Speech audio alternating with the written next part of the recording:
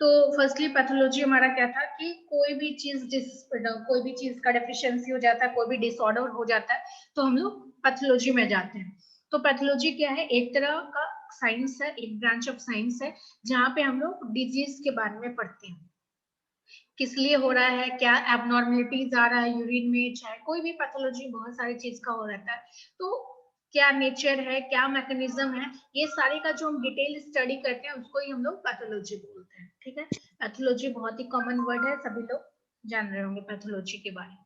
उसके बाद हमको पढ़ना है एबनॉर्मलिटीज क्या क्या यूरिन में है, एबनॉर्मल कॉन्स्टिट्यूएंट्स क्या क्या यूरिन में प्रेजेंट रहता है, और ब्लड का डिटेल पढ़ना है, कंपोजिशंस पढ़ना है, प्लस ब्लड रिलेटेड डिसऑर्डर्स पढ़ना है कि आरबीसी का कम हो गया या आरबीसी का शेप बदल गया, तो क्या क्या डिसऑर्डर्स हो सकता है, आरबीसी में कमी आ गया तो क्या डिसऑर्डर्स हो सकता है, मतलब टोटल जितना भी ब्लड रिलेटेड है वो सारे को हमको पढ़ना है।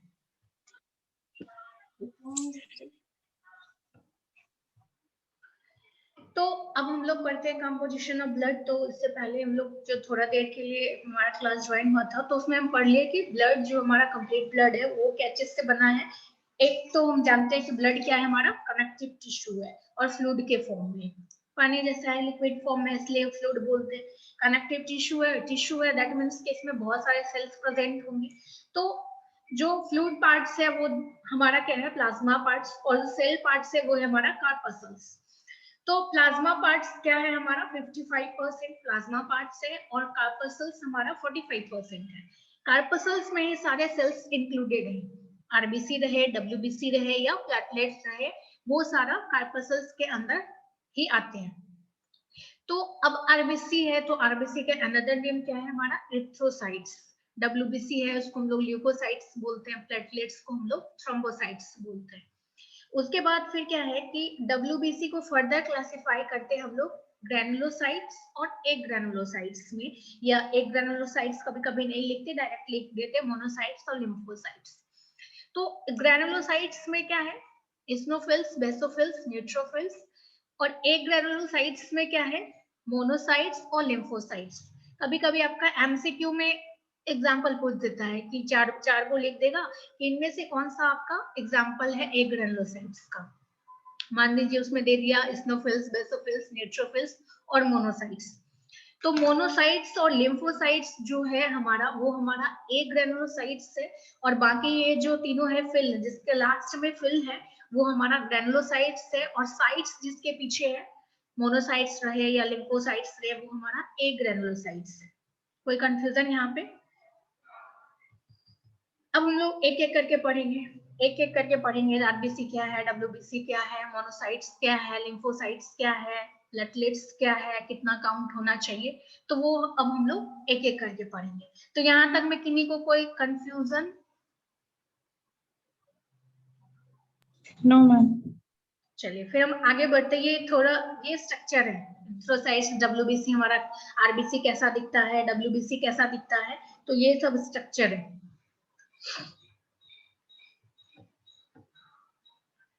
तो अब हम स्टार्टिंग करते हैं आरबीसी से।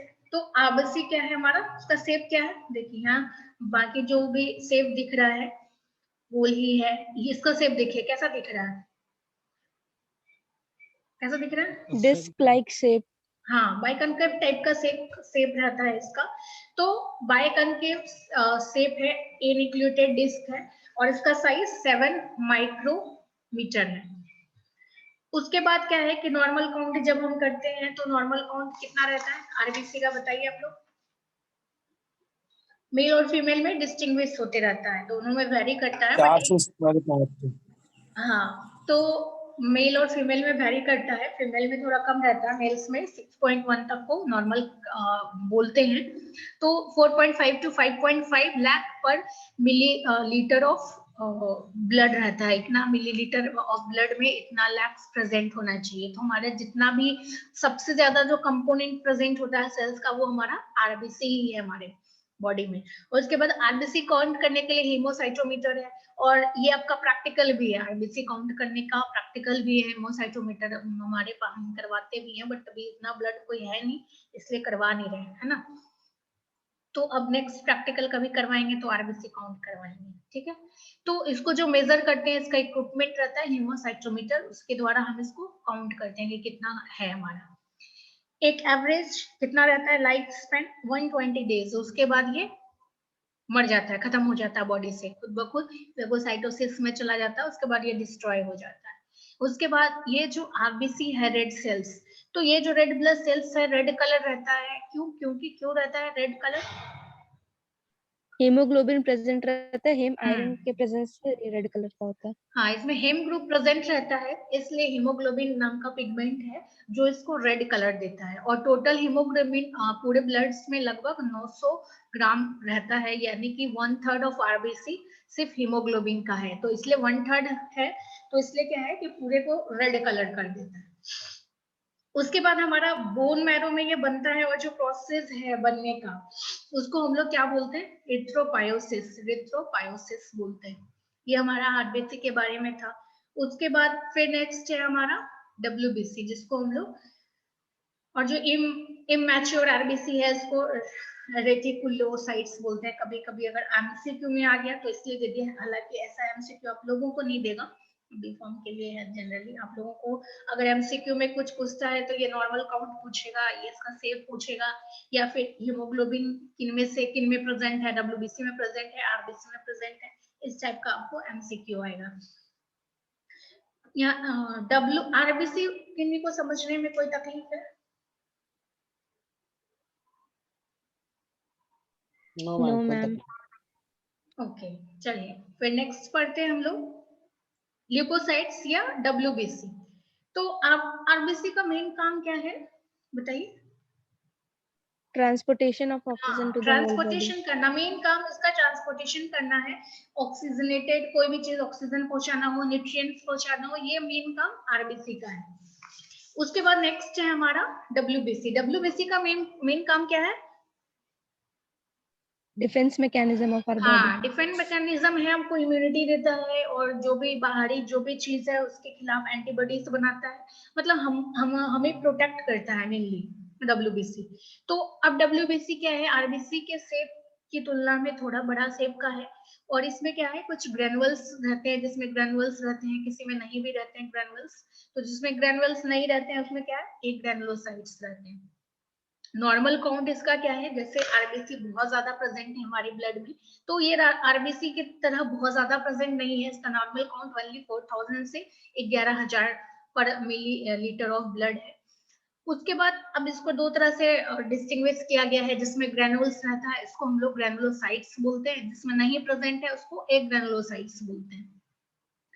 उसके बाद यहाँ पे क्या है, जैसे अब आरबीसी में पढ़े उसका कोई फर्दर क्लासिफिकेशन नहीं है, तो सारे का लाइफ स्पेन एवरेज 120 डेज है। लेकिन यहाँ पे क्या है कि बहुत सारा एक ग्रेनुलोसाइट्स है, तो सबका लाइफ स्पेन, सबका शेप, सबका साइज, सबका फंक्शन अलग अलग है, डिफरेंट है सारे का।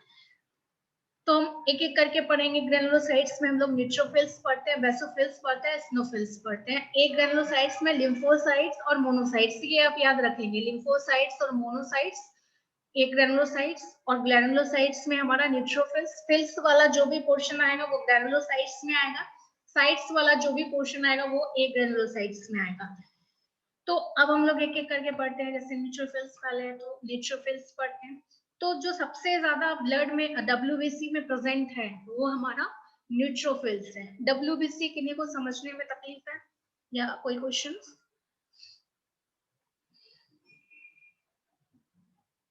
नहीं है क्या? नहीं है, आप नहीं बोलेंगे तो हम समझ जाएंगे, कोई तकलीफ नहीं है। चलिए, तो न्यूट्रोफिल्स है, तो सबसे ज्यादा जो प्रेजेंट है डब्ल्यूबीसी में वो हमारा न्यूट्रोफिल्स है। मेजोरिटी पोर्शंस जो भी कवर करता है वो हमारा न्यूट्रोफिल्स है। तो न्यूट्रोफिल्स का मेन काम, ये भी काम डिफेंस का कर रहा है, डब्ल्यूबीसी का पार्ट है तो ऑब्वियस सी बात है डिफेंस का काम कर रहा है। तो ये क्या कर रहा है, फर्स्ट लाइन डिफेंस दे रहा है बैक्टीरिया के साथ या कोई भी माइक्रोब्स के साथ, सिर्फ बैक्टीरिया के साथ नहीं, कोई भी माइक्रोब्स के साथ फर्स्ट लाइन डिफेंस दे रहा है। अब कैसे दे रहा है फर्स्ट लाइन डिफेंस? तो फाइगोसाइटोसिस करके, मतलब जो भी चीज आ रहा है उसको डायरेक्ट खा जा रहा है। अब ये खा कैसे जाएगा, इसको कैसे पता चलेगा कि ये बैक्टीरिया ही है, ये वायरस ही है? तो एक प्रोसेस होता है, ऑप्सोनाइजेशन, ऑप्सोनाइजेशन ऑप्सिन्स नाम का एक प्रोटीन हमारे बॉडी में प्रेजेंट रहता है, वो डिस्टिंग्विश करता है कोई भी फॉरेनर सेल्स को। आपके बॉडी में जो भी सेल्स आ रहा है फॉरेनर अगर है तो वो प्रोटीन इसको डिस्टिंग्विश कर रहा है बॉडी के सेल से। और ये बात किसको बता रहा है? न्यूट्रोफिल्स को, कि ये हानिकारक है, ये बाहर का आया हुआ सेल्स है और ये हानिकारक है। तो जैसे ही न्यूट्रोफिल्स को ये बात पता चल गया, वो क्या करता? फैगोसाइटोसिस, उसको पूरा निगल गया, खत्म कर दिया। तो उसको ही हम लोग, एक्सक्यूज मी मैम, हाँ बोलिए। मैम ब्लड ट्रांसफ्यूजन जो करते हैं तो उसमें दूसरे का ब्लड चढ़ाते हैं, तो मैम वो भी तो डिस्टिंग्विश हो जाता होगा। कैसे डिस्टिंग्विश होगा? तो हम लोग जो क्या बोलते हैं, सेम चढ़ाते हैं ना ब्लड ग्रुप। तो ब्लड ग्रुप सेम चढ़ाते हैं, लेकिन मैम वो होता तो दूसरे के बॉडी का ही है ना। तो बट सेम है ना, क्यों अलग रहेगा? दूसरे के बॉडी का है बट सेम चीज है ना, उसमें एंटीबॉडी तो सेम है ना। ऐसा थोड़ी आपका मैम खून अलग हो गया, उसका खून इन्फेक्टेड अलग हो गया, अगर सेम चल रहा है तो ब्लड ग्रुप तो एक ही है ना। मैम। अगर मान लीजिए मैम हाँ। उसका आपका ब्लड बी है, मेरा इन्फेक्टेड भी। था। हाँ बोलिए बोलिए ऋतिक। मैं बोल रहा था मैम, अगर उसका ब्लड इन्फेक्टेड है तो मैम। हाँ, तो ब्लड इन्फेक्शन है तो आप में इन्फेक्शन फैलेगा वो। अगर ये न्यूट्रोफिल्स कुछ नहीं कर पाया तो फैलेगा। जैसे एड्स में अगर कैसे फैल रहा है? ब्लड ट्रांसफ्यूजन से फैल रहा है ना। दूसरों का अगर आप ब्लड ले रहे हैं, इन केस या हेपेटाइटिस में दूसरे का ब्लड ले रहे हैं, आपसे मैच भी कर रहा है तो कोई दिक्कत नहीं। अगर वहां न्यूट्रोफिल्स काम नहीं किया, आपके बॉडी का एंटीबॉडीज नहीं काम किया, तो वो बीमारी आपको लग जाता है। इसलिए ब्लड हमेशा सैंपल चेक करके लेते हैं। इन्फेक्टेड ब्लड है तो फिर आपको भी इन्फेक्शन होगा। उस समय तो न्यूट्रोफिल्स को लगेगा कि सेम है। अगर मान लीजिए उनका भी बी है, आपका भी बी है, ट्रांसफ्यूजन हो गया, नॉर्मल ट्रांसफ्यूजन हो गया, तो उस वक्त क्या हो रहा है कि फिर इन्फेक्शन आपके बॉडी में ऑटोमेटिक होने लग जाएगा। फिर आपका आरबीसी डब्ल्यूबीसी कुछ नहीं करेगा, फिर जो होना है वो तो होगा ही आपको। ठीक है।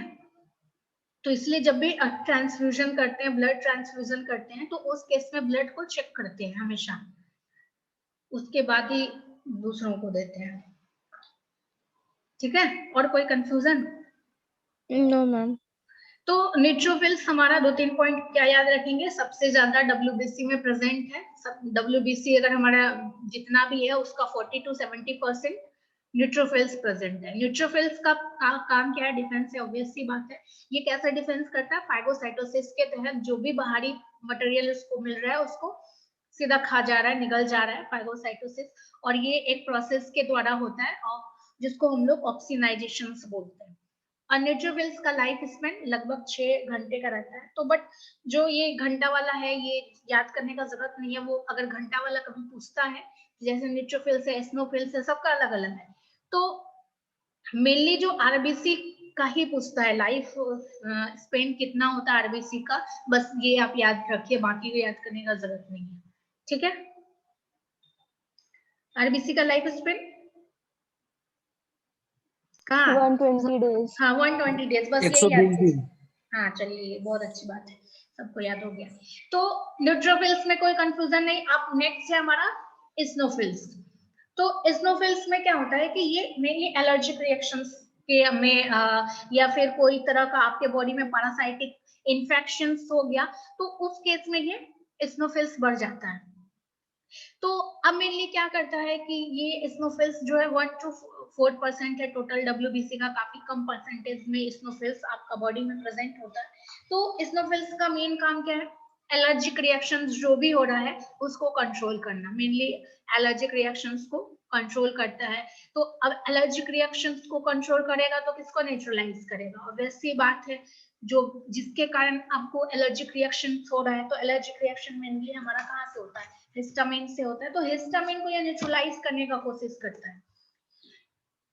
तो स्नोफिल्स का यही काम है कि मेनली जो भी पैरासाइटिक्स के कारण इन्फेक्शन हो रहा है, कोई भी पैरासाइट्स रह रहा है, उसको डिस्ट्रॉय करना या हिस्टामिन को न्यूट्रलाइज करना, ताकि कोई भी एलर्जिक रिएक्शन ना हो पाए। हमारे बॉडी में क्या होता है कि एलर्जिक रिएक्शंस का मेन कॉज मस्ट सेल से हिस्टामिन सिक्रेट होने लग जाता है। उस केस में फिर हमको क्या होता है, चाहे स्नेजिंग हो जाए, कभी कुछ भी इस टाइप का इन्फ्लेमेशन हो जाए, तो ये सब काम करना हिस्टामिन का काम है और इन सबको रोकना स्नोफिल्स का काम है। ठीक है। कोई कंफ्यूजन? No ma'am. स्नोफिल्स की तरह बेसोफिल्स का भी काम एलर्जिक रिलेटेड ही है। ये क्या है, टोटल WBC का 1% रहता है। ये भी क्या है कि मस्ट सेल्स के जैसा ही ये मतलब रिजेम्बलेंस है, एक जैसा दिखता है। इसमें क्या है कि हिस्टामिन, हेपेरिन, सेरोटोनिन, ये सारा न्यूरोट्रांसमीटर मीटर्स क्या बोलते हैं कंटेनिंग रहता है। तो अब ये क्या करता है मेनली, तो ये अकॉर्डिंगली काम करता है। जैसे इस्नोफिल्स क्या क्या न्यूट्रलाइज किया, बट ये बेसोफिल्स क्या करता है कि अकॉर्डिंगली काम करता है, बॉडी के अकॉर्डिंगली काम करता है। जैसे सेरोटोनिन है, सेरोटोनिन का मेन काम क्या है, किनको पता है? सेरोटोनिन मूड स्टेबलाइजर है। कभी कभी सेरोटोनिन बहुत ज्यादा अगर आपके बॉडी में हो जाएगा, एक मिनट रुकिए।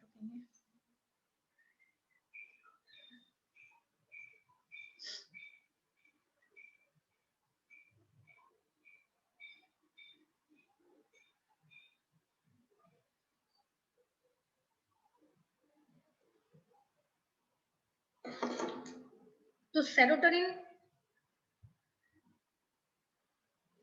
मेनली क्या है आपके बॉडी में, मूड स्टेबलाइजर है। तो उसका मेन काम क्या है, कभी कभी बहुत ज्यादा हैप्पी फीलिंग आने लग जाता है, तो अगर ज्यादा सिक्रेशन होने लग जाता है, एक्साइटमेंट आने लग जाता है। उसके बाद हेपेरिन का काम क्या है, हेपेरिन सभी को पता होगा क्या काम है हेपेरिन का, एंटीकोगुलेंट है। हेपेरिन तो बहुत कॉमन है, एंटीकोगुलेंट है। उसके बाद आवाज आ रही है ना? Yes ma'am. और यस मैम। हिस्टामिन क्या करता है, एलर्जिक रिएक्शंस मेनली काउज करता है। तो अब ये अकॉर्डिंगली काम कैसे करता है बेसोफिल्स, तो बेसोफिल्स क्या करता है कि डिफेंस देना है। मान लीजिए कि आपको हम पहले बताए थे कि कोई भी इन्फ्लेमेशन हो रहा है, जैसे हिस्टामिन के तहत ही इन्फ्लेमेशन हो रहा है, तो आपको लग रहा है कि इन्फ्लेमेशन हो गया हमारे बॉडी में, तो या स्नेजिंग हो गया, ये तो हमारे लिए खराब है। लेकिन कब हो रहा है वो स्नेजिंग कब हो रहा है, एलर्जिक रिएक्शंस कब हो रहा है हमारे बॉडी में, हमारी बॉडी को जब हमारा डिफेंस, बॉडी का डिफेंस सिस्टम काम करता है तभी इसको होता है ये सब हाँ वो हमारा रिएक्शंस। एक डिफेंस फैक्टर है। मान लीजिए पॉल्यूशन में आप गए और आपको स्नेचिंग हो गया, तो वो जो आपके लंग्स में जा रहा है वो बाहर आ गया, तो वो एक तरह का क्या है, डिफेंस है आपके बॉडी में। वैसे ही क्या है कि कहीं मान लीजिए ठोकर लग गया, तो हाथ कटना था, उसके बाद क्या हो गया, इन्फ्लेमेशन हो गया, फूल गया। तो फूल गया तो क्या हो गया, बैरियर बढ़ गया ना। अब कोई भी बैक्टीरिया अगर मान लीजिए कट सरफेस है, वो इजिली आपके ब्लड में चला जाएगा, बट वो फूल गया है तो क्या हुआ, उसको उतना जगह पार करना पड़ेगा जब बता तक। दिया मैम। क्या बोल रहे हो ऋतिक? मैं बोला मैम डिफेंस सिस्टम एक अपना बॉडी बना लिया। हाँ, तो वो अकॉर्डिंगली बेसोफिल्स काम करता है। उसके बाद इन लोग का स्टेनिंग प्रोसीजर है कि वो जैसे स्नोफिल्स है वो एसिडिक डाई के द्वारा स्टेन होता है, ये बेसिक डाई के द्वारा होता है, बट वो डाई याद करने का जरूरत नहीं है आपको। बट आप बस यही याद रखें कि कितना परसेंटेज WBC में है और मेन काम क्या है, ठीक है। और दूसरा क्या है कि आपको जो क्वेश्चंस आएगा इस चैप्टर्स में, जो भी क्वेश्चंस आएगा, तो मेनली इस चैप्टर्स को एक दो क्वेश्चंस के लिए ही टच करता है। तो फर्स्ट क्वेश्चन आपका क्या हो सकता है कि एबनॉर्मलिटीज, क्या क्या एबनॉर्मल कॉन्स्टिट्यूएंट्स प्रेजेंट है आपके ब्लड में, पहला क्वेश्चन ये पूछेगा। दूसरा क्वेश्चन क्या पूछेगा कि एरिथ्रोसाइट्स का एबनॉर्मलिटीज क्या क्या है और उसका क्या क्या सिग्निफिकेंस है। बस दो ही क्वेश्चन इस चैप्टर से आपको पूछेगा। बट इन केस अगर कुछ और पूछ दे, डिसऑर्डर्स टाइप कि एनीमिया क्या है या आयरन डेफिशिएंसी एनीमिया क्या है, तो थोड़ा हम जानकारी ले लेंगे, ठीक है। क्वेश्चंस यही दोनों पूछेगा लॉन्ग में जब भी पूछेगा तो। उसके बाद है अब हमारा लिम्फोसाइट्स। तो लिम्फोसाइट्स क्या है, तो लिम्फोसाइट्स सबसे स्मॉलेस्ट WBC है, 20 to 40% टोटल हमारा RBC में ये प्रेजेंट रहता है। अब लिम्फोसाइट्स के बारे में आप पढ़े हैं क्या, लिम्फोसाइट्स के बारे में पढ़े हैं, T lymphocytes and B lymphocytes पढ़े होंगे ना। Yes ma'am. B bone marrow में प्रेजेंट रहता है इसलिए उसका नाम बी पड़ा, टी थाइमस में रहता है इसलिए उसका नाम टी पड़ा। उसके बाद क्या है टी कि पड़ा। हाँ, तो बी जो है हमारा वो हमारा ह्यूमरल इम्यूनिटी प्रेजेंट हमको बॉडी को देता है, और टी जो है हमारा सेल मेडिएटेड इम्यूनिटी देता है। अब इसका मतलब क्या हुआ, ह्यूमरल इम्यूनिटी क्या हुआ, ह्यूमरल मतलब ब्लड रिलेटेड है ना, ब्लड रिलेटेड कोई भी लिक्विड रिलेटेड। तो ब्लड रिलेटेड बी लिम्फोसाइट्स कैसे वर्क करता है, मान लीजिए कि जहां पे जो भी चीज आया, कोई भी बैक्टीरिया आया, तो वो ब्लड के थ्रू जो भी देना है उसको एसिड पे डाल के मारना है या जिस चीज से उसको डिस्ट्रॉय करना है वो चीज ब्लड में देगा, ब्लड वो वहां पे जाके उसको क्या बोलते हैं डिस्ट्रॉय करेगा। और सेल मेडिएटेड इम्यूनिटी क्या होता है कि टी लिम्फोसाइट्स जो उसके बगल का सेल है, जो भी सेल रहा होगा वहां पे जो भी सेल प्रेजेंट होगा एट अ टाइम, उसको वो मेडिएट करेगा, वो वहां पे इम्यूनिटी देने के लिए। मतलब वो सेल ब्लड का कोई कनेक्शन नहीं है, ब्लड नहीं जाएगा यहाँ से कैरी ओवर होके, वहां पे जो एडजेसेंट सेल है वो उसको क्या बोलते हैं डायरेक्ट करेगा कि वो उस सेल को या जो भी चीज आया है, जो भी बैक्टीरिया है, वायरस है, जो भी फॉरेनर चीज आया है उसको डिस्ट्रॉय करें। कोई कंफ्यूजन ह्यूमरल इम्यूनिटी में और सेल मेडिएटेड इम्यूनिटी में? फिर से हम बता रहे हैं, ह्यूमरल इम्यूनिटी में वो क्या करेगा, ब्लड को डायरेक्शन देगा या ब्लड में वो अपना चीज देगा कि हाँ इसके तहत ही जाना है, तो ब्लड के थ्रू चला गया। टी लिम्फोसाइट्स क्या करेगा, वाया मीडिया करेगा, वहां का जो सेल है उसको वो इन्फॉर्म करेगा और वो सेल उसको डिस्ट्रॉय करेगा। तो वो सेल मेडिएटेड है, सेल को मेडिएट किया इम्यूनिटी के लिए, और ये ब्लड्स को मेडिएट किया या जो भी लिम्फ रहा उसको मेडिएट किया, तो वो हमारा ह्यूमरल इम्यूनिटी हुआ। और जो सेल्स को मेडिएट किया वो हमारा सेल मेडिएटेड इम्यूनिटी हुआ। तो बी लिम्फोसाइट्स हमारा ह्यूमरल मेडिएटी देता है और टी लिम्फोसाइट्स हमारा सेल मेडिएटेड इम्यूनिटी देता है। ठीक है, कोई कंफ्यूजन? यस क्या बोलिए, कोई कंफ्यूजन है ऋतिक?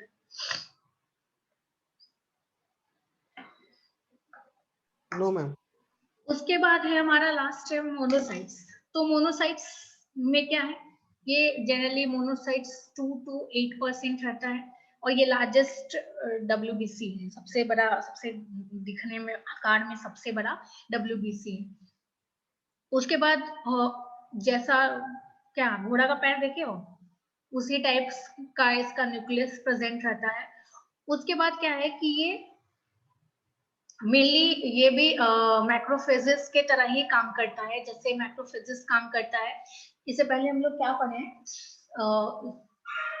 मैक्रोफेजेस वाला क्या पढ़े हैं, जो इनगल्फ कर लेता है।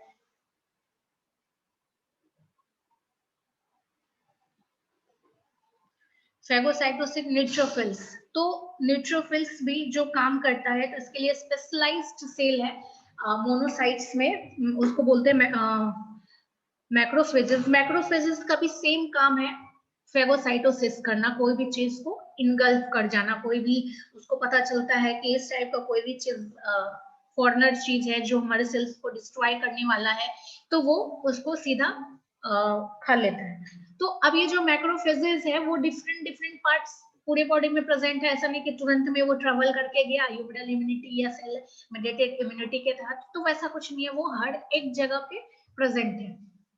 तो अब जो जहां पे प्रेजेंट है, कहाँ कहाँ प्रेजेंट है, जैसे लीवर में प्रेजेंट है मैक्रोफेजेस, तो सबका अलग अलग नाम है। लीवर में प्रेजेंट है तो उसको हम लोग कोफनट सेल्स बोलते हैं, बोन में प्रेजेंट है तो ओस्टियोक्लास्ट सेल बोलते हैं। इसी तरह सबका अलग अलग नाम है और ये मेनली क्या करता है, फेगोसाइटोसिस करता है। मान लीजिए ब्रेन और स्पाइनल कॉर्ड में है तो माइक्रोग्लियल सेल्स है। बाहरी जो भी चीज आ रहा है, जैसे मान लीजिए कि सिनेप्सिस पास हो रहा है, सिनेप्सिस के तहत अगर मान लीजिए कोई भी माइक्रोब्स भी पास करने का कोशिश कर दिया, ब्लड बैरियर्स को क्या बोलते हैं को पार करते हुए, उसको तोड़ते हुए अगर पार करने का कोशिश किया, तो वहां पे जो माइक्रोग्लियल सेल है वो उसको पकड़ लेगा, वो उसको इंगल्फ कर देगा ताकि वो आगे नहीं पहुंचे, फिर आपके बॉडी को फर्दर डैमेज नहीं करे। उसी टाइप सब जगह पे कुछ ना कुछ मैक्रोफेजेस सेल्स प्रेजेंट रहता है जिसका डिफरेंट डिफरेंट नाम है।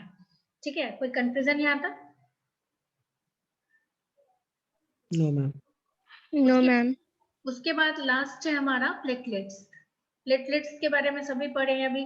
प्लेटलेट्स बहुत ज्यादा डिसऑर्डर्स आता है, डेंगू में प्लेटलेट्स घट जाता है ना। तो प्लेटलेट्स का मेन काम क्या है, क्या काम है पंकजा?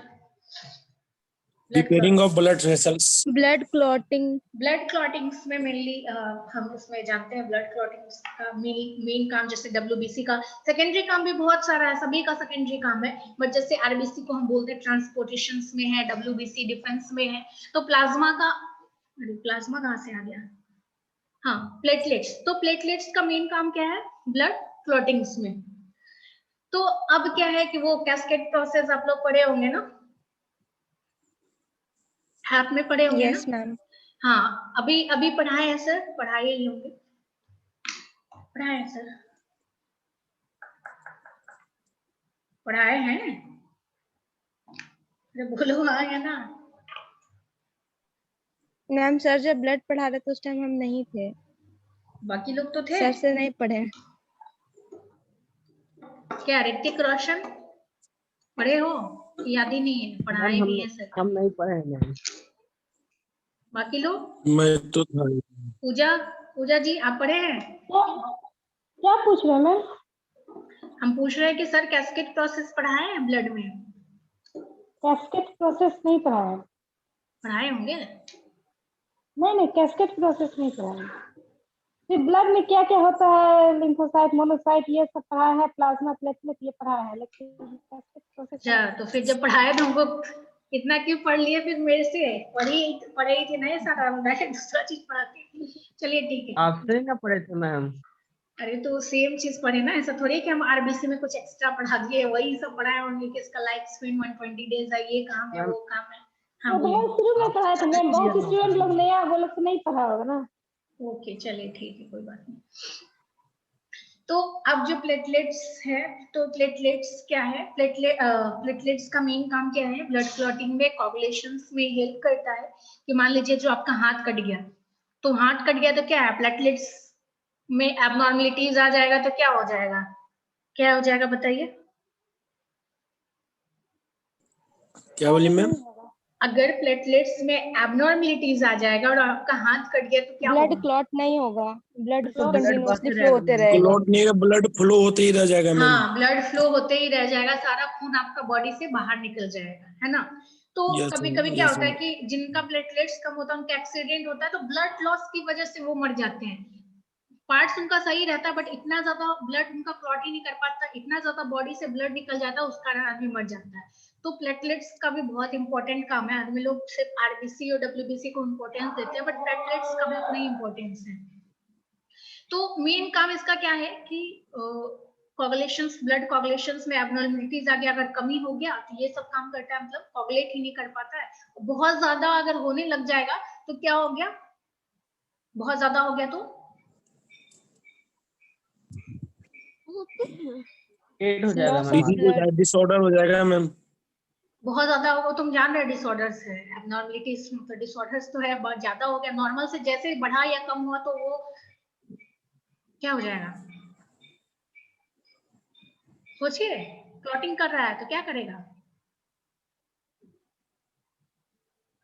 जहां तहां क्लॉट करने लग मैम जाएगा, जहां तहां क्लॉट यस करने मैम, लग जाएगा ना फ्रैक्चर आपके हो बॉडी जाएगा। में।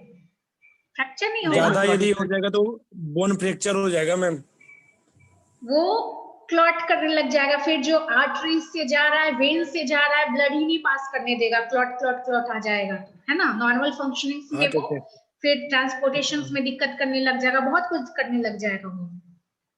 तो एबनॉर्मलिटीज है। तो प्लेटलेट्स का मेनली काम क्या है कि नॉर्मल काउंट्स 1.5 to 4.5 है, 7 से 10 दिन इसका नॉर्मल लाइफ स्पेन है। इसका जो क्या बोलते हैं स्ट्रक्चर है वो थोड़ा अलग टाइप का है, वो देख लीजिए। ये आपका प्लेटलेट्स है, क्या दिख रहा है? ये खुद बैक्टीरिया टाइप का दिख रहा है, क्या दिख रहा है? ये जो भी दिख रहा है ये इस टाइप का ही इसका शेप साइज है, ठीक है? मैम यदि प्लेटलेट बढ़ जाए तो उसे ये डिक्रीज कैसे कर सकते हैं मैम, या ज्यादा इंक्रीज हो गया हो तो? ज्यादा इंक्रीज हो गया तो फिर दवाई खाते हैं लोग। अगर बहुत ज्यादा, या तो क्लॉट को सर्जरी के द्वारा रिमूव करना पड़ता है, अगर क्लॉट हो गया तो उसको सर्जरी के द्वारा रिमूव करना पड़ता है। और प्लेटलेट्स को कम खाने के लिए डॉक्टर प्रिस्क्राइब करते हैं दवाइयाँ। कोई भी चीज ज्यादा हो जाता है तो उसके लिए फिर डॉक्टर ही है, वही ठीक कर सकता है आपको। और जैसे मान लीजिए क्लॉट बहुत ज्यादा हो गया तो उस क्लॉट को सर्जरी के द्वारा रिमूव करना पड़ता है। मैम हाँ बोलिए बोलिए। मैम प्लेटलेट सिर्फ डेंगू में ही कम होता है या किसी बहुत और? सारे बीमारी में भी कम होता है प्लेटलेट्स, बहुत सारे बीमारी में प्लेटलेट्स कम होता है। अभी तो टाइफाइड में भी तो प्लेटलेट मैम कम हो बहुत जाता है। सारा बीमारी में प्लेटलेट्स कम होता है। कभी कभी वैसे ही typhoid, malaria, platelets chicken pox. Infections simple infections में भी अगर ब्लड इन्फेक्शन हो गया तो उस केस में भी प्लेटलेट्स कम हो जाता है। मैम ये तो डिफिशियंसी ऑफ विटामिन के की कमी से होती है मैम। क्या कोगुलेशंस में दिक्कत होगा? Yes blood ma'am. कोगुलेशंस में भी के कारण के का भी मेन फंक्शन, तो एक काम करने के लिए हमारे बॉडी में बहुत कुछ है, ऐसा नहीं है कि सिर्फ कास्केट प्रोसेस में के का क्या काम है, कास्केट प्रोसेस में ही वो हेल्प करता है के विटामिन के, कि आप कैस्केट प्रोसेस नहीं पढ़े हैं ना, कैस्केट प्रोसेस जब पढ़ेंगे तो वहीं पे आप देखेंगे विटामिन का क्या रोल है, कैल्शियम का क्या रोल है, तो आप वहीं पे देखेंगे किसको जैसे फिब्रिनोजेन को किसको एक्टिवेट करना है, किसको डीएक्टिवेट करना है, तो वहीं पे सर को बोलिएगा पढ़ाएंगे।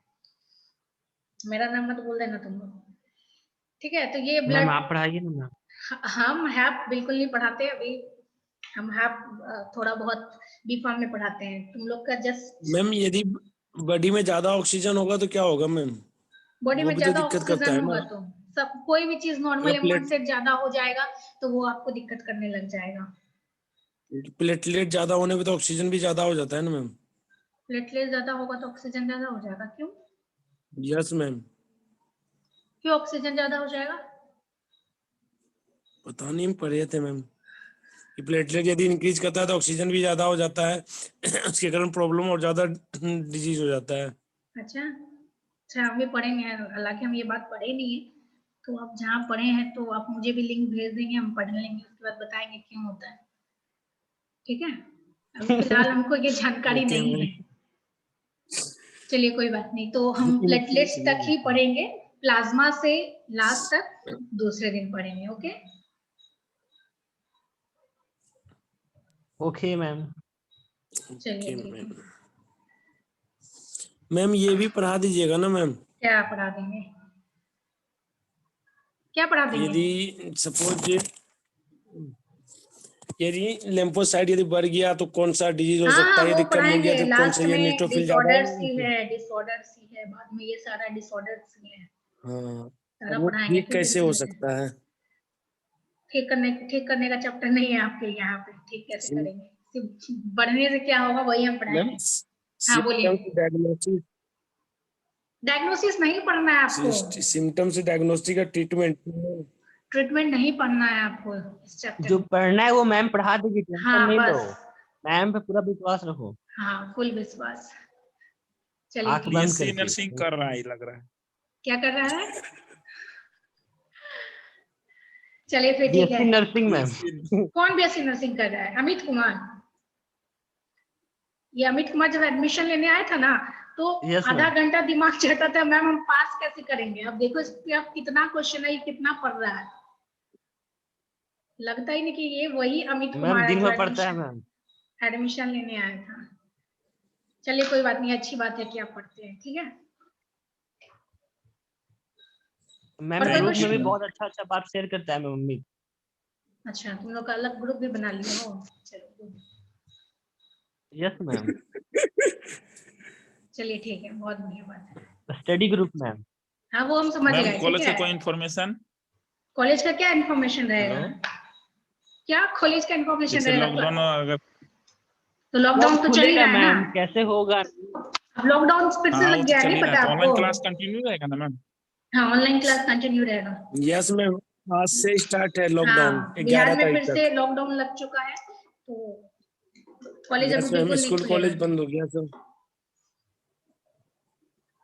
आराम से घर में पढ़िए, क्या दिक्कत है? खाली प्रैक्टिकल ही नहीं हो रहा है ना, बाकी तो और पढ़िए। Exam ma'am? एग्जाम? तुम एग्जाम लोग का मैम? एग्जाम ऑफलाइन होगा? हम्म। एग्जाम ऑफलाइन होगा, आप लोग का एग्जाम इन लोग के बाद ले ही लेगा, आप लोग का सेशन लेट नहीं करेगा, ठीक है? मैम ये प्लेटलेट कलरलेस क्यों कहा जाता है मैम, जबकि इसमें तो रेड कलर होता है? प्लेटलेट्स कहाँ रेड कलर? हाँ रेड कलर कलरलेस नहीं होता है, क्योंकि ये आरबीसी से ही टूट के कुछ क्या पार्ट से ही बनता है, तो रेड में ही रहेगा। कहाँ लिखा हुआ लेकिन है उसको आरबीसी कलरलेस कहा जाता है। प्लेटलेट्स हाँ मैम, कलरलेस है? कलरलेस रहता है वो। अच्छा हम देखते हैं, ठीक है? आपका जितना भी इस टाइप का चीज है, डाउट है। प्लेटलेट्स डाउट्स है, वो हम नेक्स्ट डे आपका क्लियर करते हैं, फुल प्लेटलेट्स पे पूरा जर्नल पढ़ के, ठीक है? ओके और कोई मैम। कंफ्यूजन किन्हीं को? चलिए ठीक है, अब हम क्लास को ऑफ करते हैं, बहुत देर बकवास करिए तुम लोग।